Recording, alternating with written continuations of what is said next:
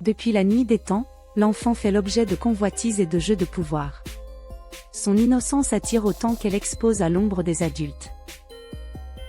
Dans l'Antiquité, l'enfant n'était pas un individu en devenir, mais la propriété de la cité, modelée, utilisée, sacrifiée selon les intérêts des puissants.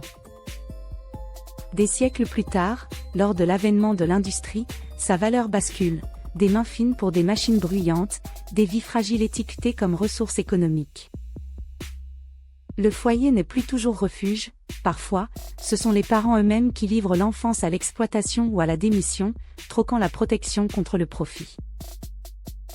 À travers le monde, la mécanique de l'enfant petit se perpétue. Dans certaines régions, il devient une monnaie d'échange, soldant les dettes et apaisant la honte d'une famille surendettée. Dans d'autres contextes, on l'entraîne dès le plus jeune âge dans des idéologies extrêmes, muselant sa pensée, capturant sa liberté avant même qu'elle n'ait germé. Même au sein des sociétés modernes, une nouvelle marchandisation s'organise. L'enfant star des réseaux sociaux voit sa vie exposée et commercialisée à son insu, captif dans une galaxie numérique.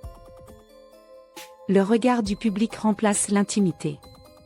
L'image de l'enfant devient une source de revenus pour ceux qui devraient le protéger. Les likes et les partages deviennent la nouvelle mesure de sa valeur.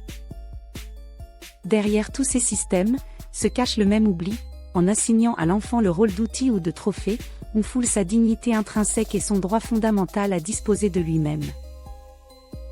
La véritable éthique s'impose, les adultes doivent bâtir pour leurs enfants, non sur leur dos.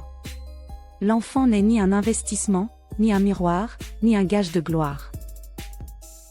Protéger l'enfance, c'est garantir à chaque être le droit de grandir libre, de devenir sujet, jamais esclave des idoles passées ou contemporaines.